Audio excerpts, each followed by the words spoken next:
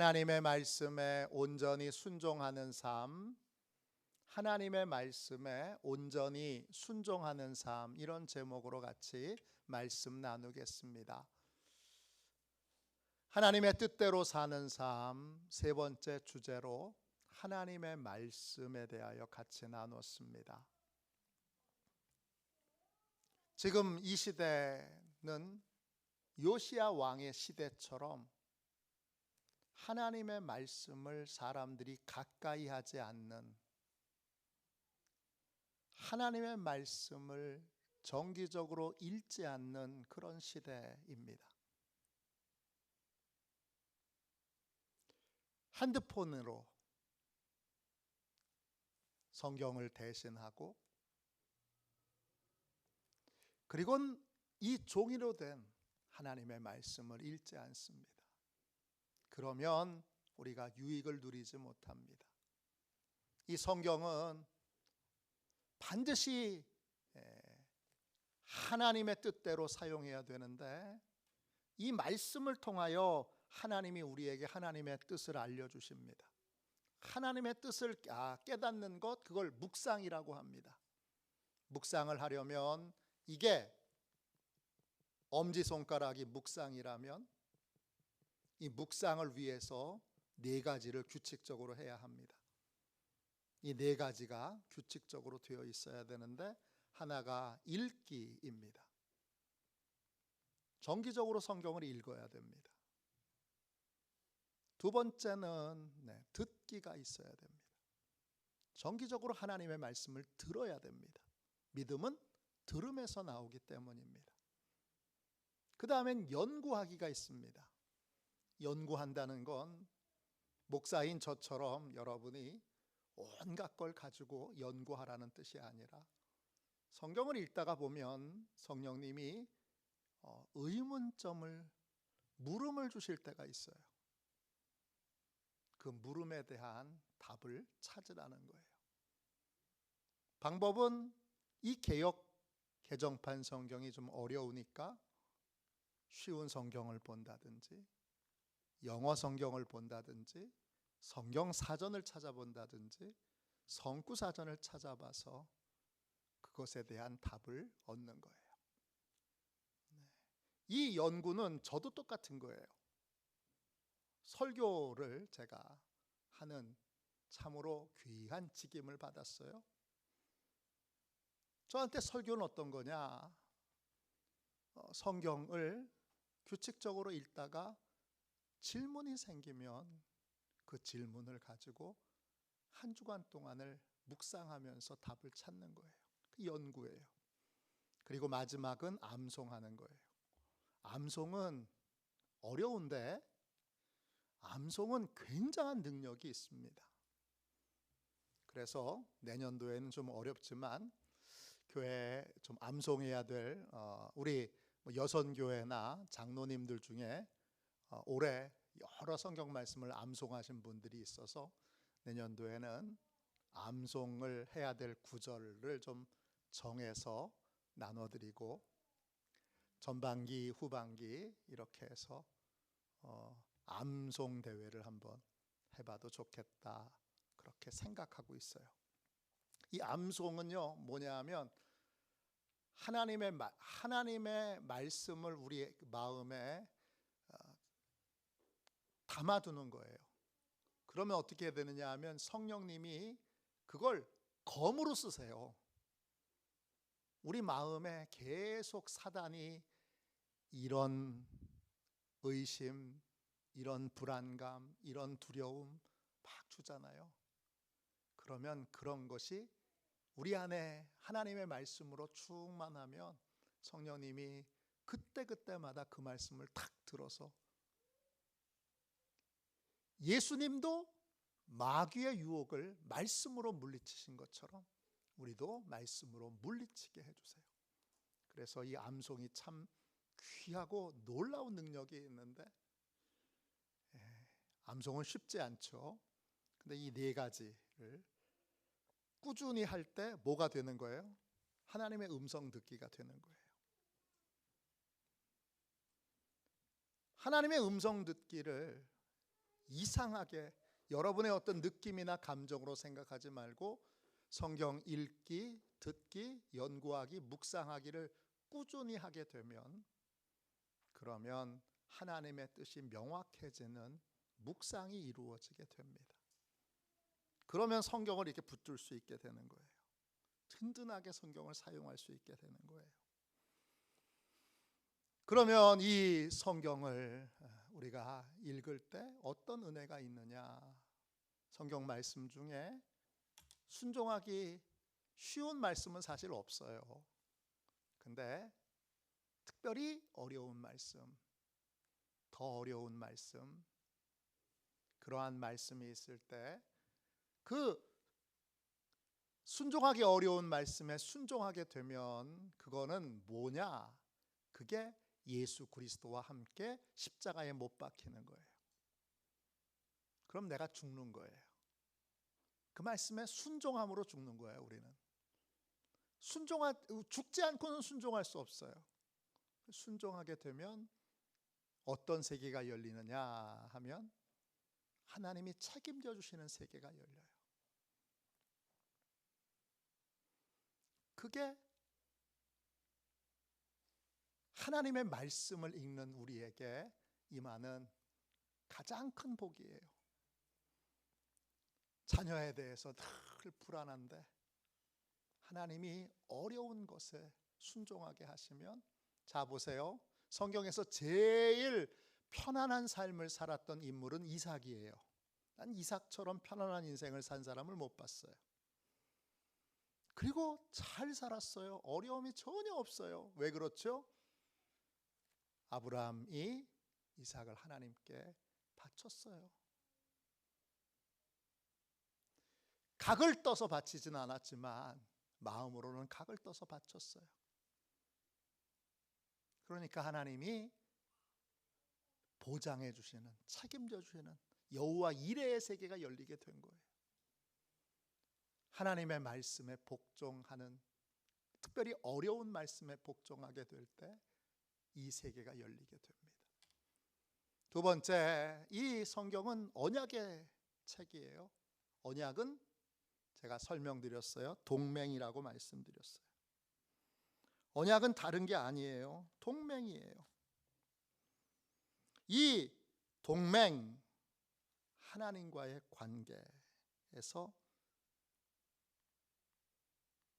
언약의 말씀을 들으면 나하고 하나님이 어떤 관계에 있고 내가 하나님께 어떤 삶을 살아야 하는지가 명확해져요. 그리고 그 삶을 살지 않을 때 내게 어떤 손해와 고통과 또 큰 어려움이 있는지도 알아요. 그래서 언약의 백성으로 살도록 만들어주는 것이 이 하나님의 말씀이에요. 오늘 같이 나누려고 하는 건 세 번째인데요. 이 동맹 관계를 맺는 이 베리트 동맹 관계를 맺는 자로서 우리는 하나님의 말씀을 어떻게 따라야 되느냐 하면 온전하게 따라야 돼요. 오늘 말씀 21절 보세요. 자, 왕이, 요시야 왕이죠, 뭇 백성에게 명령하여 이르되, 왕이 명령했어요. 이 언약의 책에 기록된 대로 너희의 하나님 여호와를 위하여 유월절을 지키라 그랬어요. 책에 나와 있는 그대로 하나님이 언약의 책에 기록한 그대로 유월절을 지키라 그랬어요. 근데 22절 보시면 가나안 땅에 들어온 이후로 이스라엘 백성들은 단 한 번도 하나님이 언약의 말씀대로, 하나님이 언약의 말씀에 기록한 대로 유월절을 지킨 적이 없어요. 단 한 번도 없어요. 그러니까 이런 거예요. 나는 30년, 40년 동안 주일 성수했습니다. 그런데 주일 성수를 그냥 예배 참석하는 걸로만 두지 않고 온전한 주일 성수라고 한다면 나는 50년, 60년 동안 저도 주일 한 번도 예배를 빼먹은 적이 없죠. 제가 신학대학교 입학하기 전에도 한 번도 없어요. 제가 한 번 빼먹어 보려고 했는데 부끄럽게도 제가 대학원 다닐 때 이쪽 교회에서 사역을 마치고 새로운 교회로 사역해야 되는데 한 주가 비었어요. 그래서 오늘은 내가 도서관에 가서 주일이지만 공부해 봐야지, 이런 죄악된 마음을 품고 도서관에 갔습니다. 그때 연대 대학원 다닐 때예요. 근데 저로 인하여 도서관에 큰일이 생기더라고요. 제가 가서 책을 탁 펼치고 공부를 시작했는데 15분쯤 지나니까 정전이 되더라고요. 요나가 생각이 나더라고요. 하나님의 살아계심을 이렇게 보여주시는구나 생각하고, 내가 요나처럼 불순종해서 배를 타고 갔더니 풍랑을 만나서 다른 사람 다 죽게 만든 것처럼 나 한 사람 때문에 도서관에 정전이 되더라고요. 정전이 된 걸 내가 연세대학교 도서관이 정전되는 것 한 번도 본 적이 없어요. 근데 그때가 8시인가 그래요. 그래서 회개하고 그날 당장 9시 예배 갔죠. 바로 앞에 있는 교회 갔어요. 연대 앞에 있는. 그래서 저는 한 번도 주일을 빼먹어 본 적이 없어요. 예배를 드리는 걸로는. 그렇지만 제가 온전하게 하나님께 예배 드린 건 몇 번인가? 온전하게 하나님을 만난 건 몇 번인가? 그리고 온전하게 하나님께 다 모든 걸 맡기고 그 예배 가운데 안식을 누린 건 몇 번인가? 이건 차원이 다른 거예요. 우리는 온전한 걸 추구해야 되는 거죠. 자, 6월절 절기는 어떻게 지키는 거죠? 출애굽기 12장 14절에 보면 하나님께서 이 6월절을 기념하여 절기로 지키라고 하세요. 그리고 영원한 규례를 삼으라고 하시는데 어떻게 지키는 거냐? 출애굽기 12장 40절에 보면 첫 번째 6월절을 지키려면 6월절 지키는 사람이 할례를 받아야 돼요. 언약의 백성이 돼야 한다는 거예요. 두 번째, 집안 대청소를 해서 누룩을 다 집에서 몰아내야 돼요. 집안에 누룩을 두면 안 돼요. 누룩은 뭐죠? 우리의 자랑이죠. 우리의 공로예요. 나의 수고를 과장하는 거, 이게 누룩이에요. 그걸 다 없애요. 그게 두 번째 해야 되는 일이에요. 세 번째 일은 뭐죠? 그리고 나서는 한 주간 동안을 무교병을 먹어야 돼요. 누룩이 없는 빵, 딱딱한 빵. 하나님의 은혜를 기억하기 위해서 나의 모든 공로와 수고를 다 제로로 만들어서 하나님의 은혜를 발견하고 은혜에 대하여 감사하는 시간을, 기억하는 시간을 한 주간을 보내는 거예요. 그리고 마지막 날 성회로 모여서 제물을 드리고 예배 드리고 하나님의 말씀을 듣는 거예요. 이게 6월절을 온전히 지키는 거예요. 근데 이스라엘 백성들은 6월절을 단 한 번도 온전히 지켜본 적이 없어요. 23절 보세요. 요시야 왕 18째 해에 처음으로 예루살렘에서 여호와 앞에 6월절을 온전히 지키게 됩니다. 온전히 지키는 게 뭐예요? 언약의 책에 기록된 대로.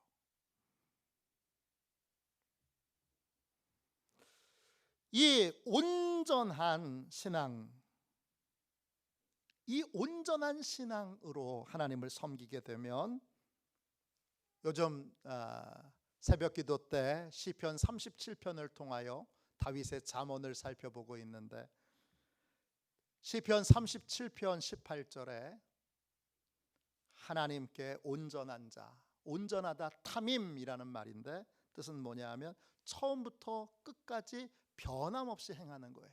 그게 온전한 거예요.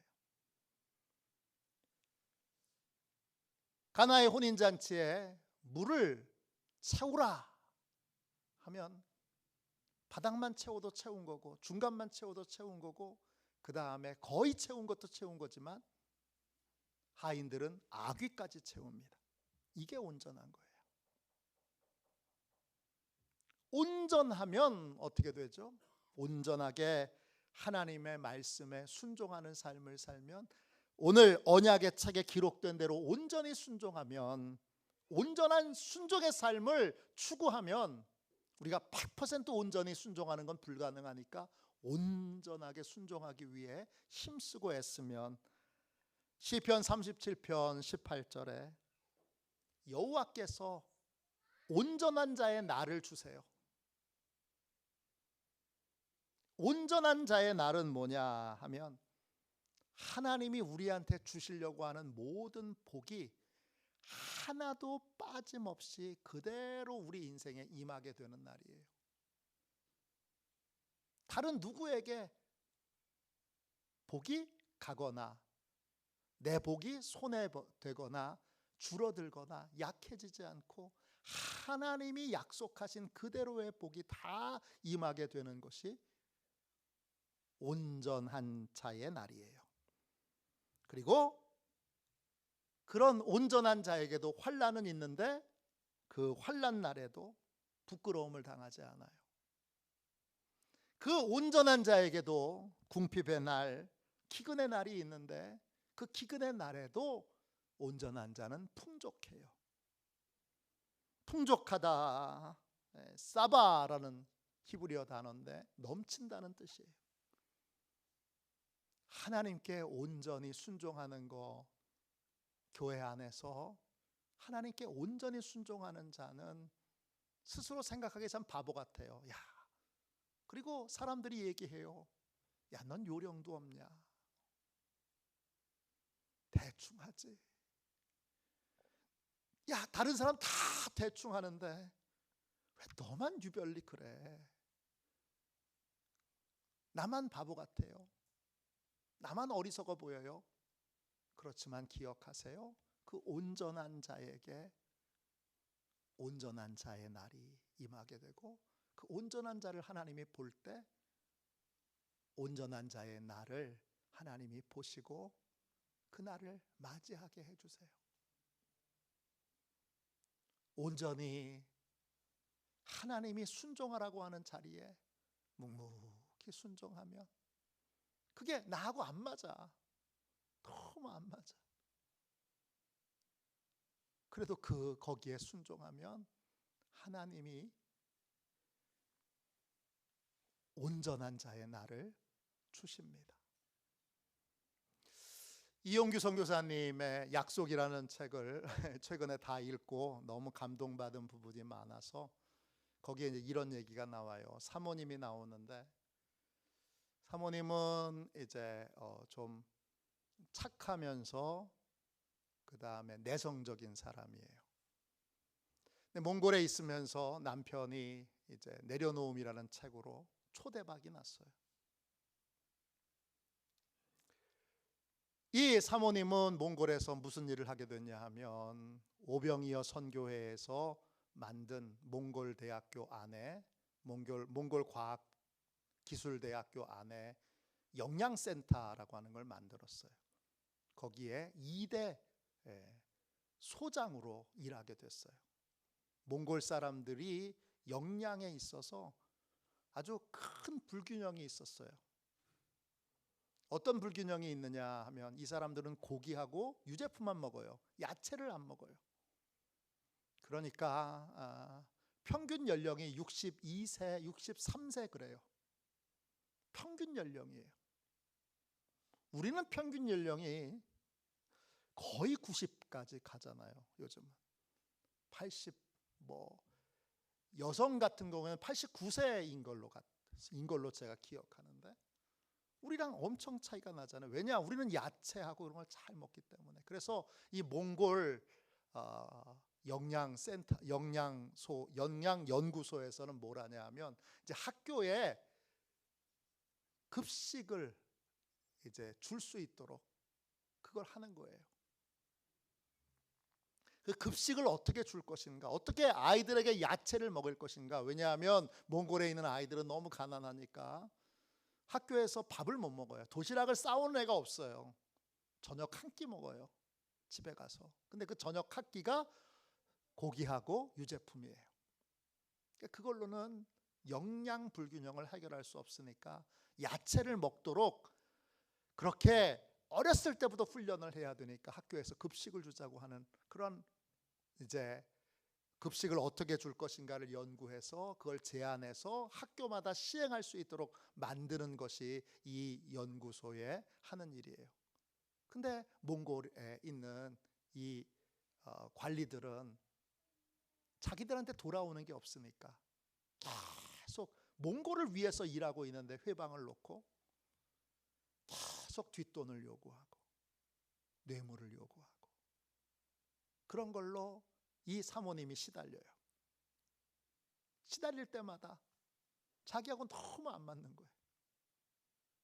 나 선교하러 왔는데 너무 안 맞아요.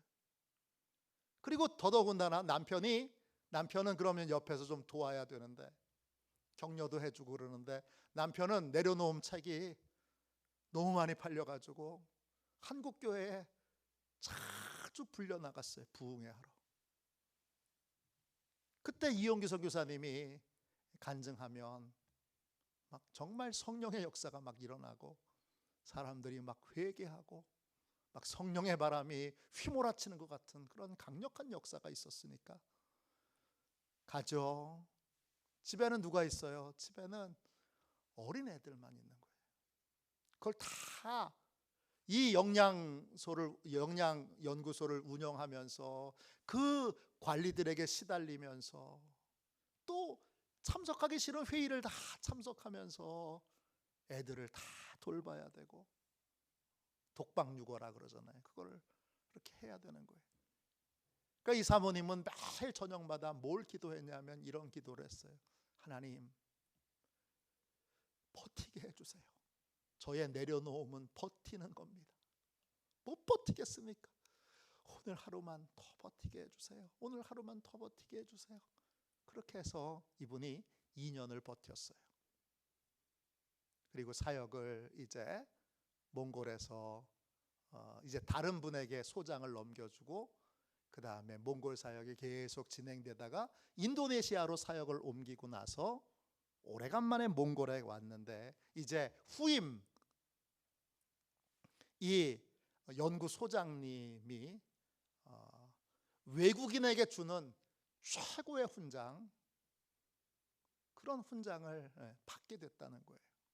왜냐하면 한국에 있는 여러 선교단체와 또 우리 한국의 코이카가 몽골의 어린이들, 청소년들의 역량 개선을 위한 그러한 MOU를 체결해서 다 도우면서, 그러면서 그게 그때 했을 때보다 10년이 지나고 나서 보니까 평균 연령이 63세였던 몽골이 72세가 됐다는 거예요.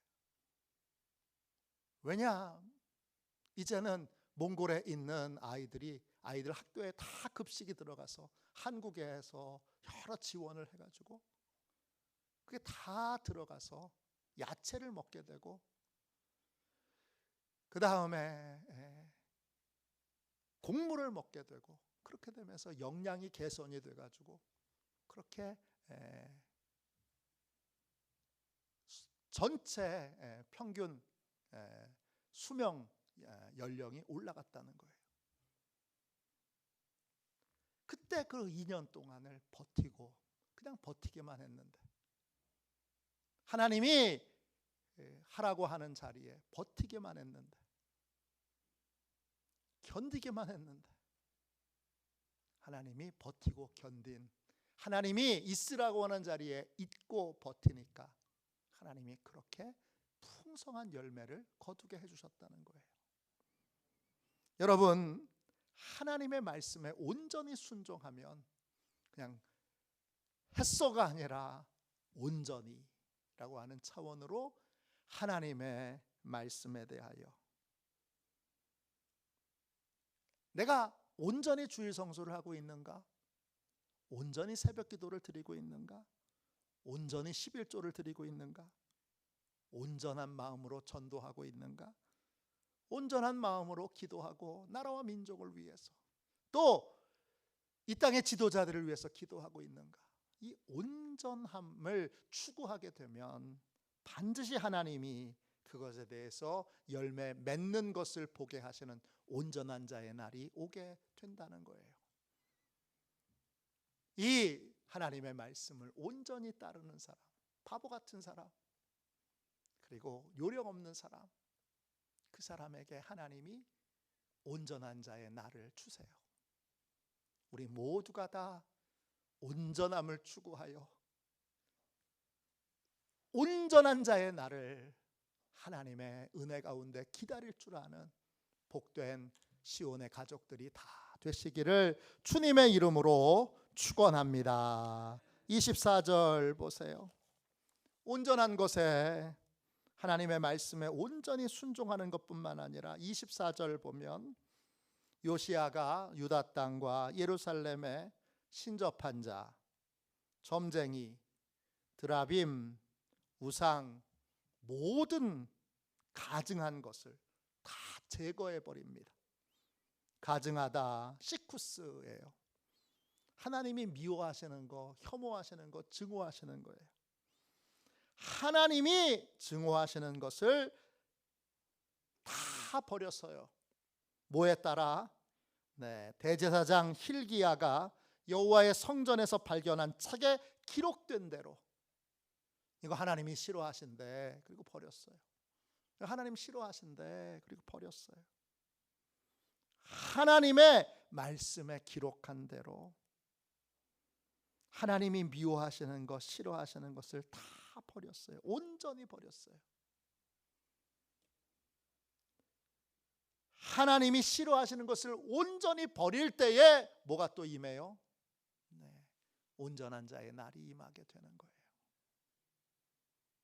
하나님이 책임져 주시고 기뻐하시는 복된 역사가 있는 은혜가 임하게 됩니다. 25절 보세요. 또요, 요시야와 같이 마음을 다하여, 마음 랩이에요. 여러 뜻이 있는데 용기라고 하는 뜻을 갖는 게 제일 적합한 해석인 것 같아요.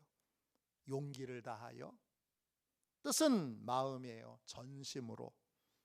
힘은 메오드, 열정이에요. 열정을 다해서, 용기를 다해서, 전심으로, 열정을 다해서 하나님의 말씀을 따라 뭘 했어요? 여호와께로 삶을 돌이켰어요. 하나님께, 하나님의 말씀을 따라 온전히 회개한 사람, 그 사람에게 온전한 자의 날이 임하게 돼요. 온전한 건 세 가지인 거예요. 온전하게 하나님의 말씀에 순종하는 것, 온전하게 순종하는 것, 다른 말로 온전하게 지키는 것. 두 번째, 온전하게 하나님이 싫어하시는 거 버리는 것. 그리고 세 번째, 온전하게 회개하는 것. 이 세 가지를 누가 했어요? 요시야 왕이 했다는 거예요. 25절 끝에 보시면 이렇게 모세의 모든 율법을 따라 여호와께로 돌이킨 왕은 요시야 전에도 없었고 후에도 그와 같은 자가 없었더라. 하나님이 찾으시는 사람, 인자가 올 때에 세상에서 믿음을 보겠느냐 하셨는데, 그 하나님이 찾으시는 그 한 사람은 어떤 사람이에요? 용기를 다 해서, 마음을 다 해서, 열정을 다 해서 온전하게 순종하는 사람이에요. 하나님이 지키라고 하는 걸 온전히 지켰는가? 버리라는 걸 완전히 버렸는가? 돌이키는 걸, 회개하는 걸 온전히 돌이켰는가? 이 세 가지의 질문 앞에 네라고 대답하는 사람이 온전한 사람이고, 우리는 다 온전하게 못해요. 그래도 하려고 하는 마음과 그걸 추구하는 삶을 살게 될 때 부족한 건 하나님이 다 용서해 주시고, 온전하지는 못했지만 온전한 것을 추구하는 사람에게 오늘 요시야처럼, 요시야가 정말 완벽하게 했을까요? 그러지는 않을 거예요. 부족한 게 있었을 거예요. 그래도 하나님이 모자라고 부족한 걸 어떻게 보세요? 온전하게 보세요. 왜? 마음은 온전하니까, 소망이 온전하니까, 그렇게 되기를 원했고 바랬고, 그리고 그것을 추구했으니까 그런 사람에게 온전한 자의 날이 임하게 됩니다. 영적인 승리는 저는 그거라고 생각해요. 온전한 자의 날이 임하는 거예요. 나 같은 인생에도 하나님이 이렇게 약속하신 것 중에 빠짐없이 복이 임하고, 어려울 때 하나님이 함께 하시는 능력이 나타나고 은혜가 나타나는, 하나님 부족했지만 온전한 자로 인정해 주셔서 감사합니다, 그렇게 고백할 수 있는, 그리고 온전한 자의 날로 하나님의 위로를 받는 시온의 모든 가족들이 다 되시기를 주님의 이름으로 축원합니다. 기도하겠습니다. 자비로우신 하나님, 은혜와 사랑을 감사합니다. 오늘 주님 귀한 말씀으로 저희가 하나님 이제 온전한 삶을 살기로, 온전하게 하나님의 말씀에 순종하기로 그렇게 결단합니다. 주여, 온전한 자의 날을 우리에게 충만하게 허락하여 주시옵소서. 예수님의 이름으로 기도합니다. 우리 204자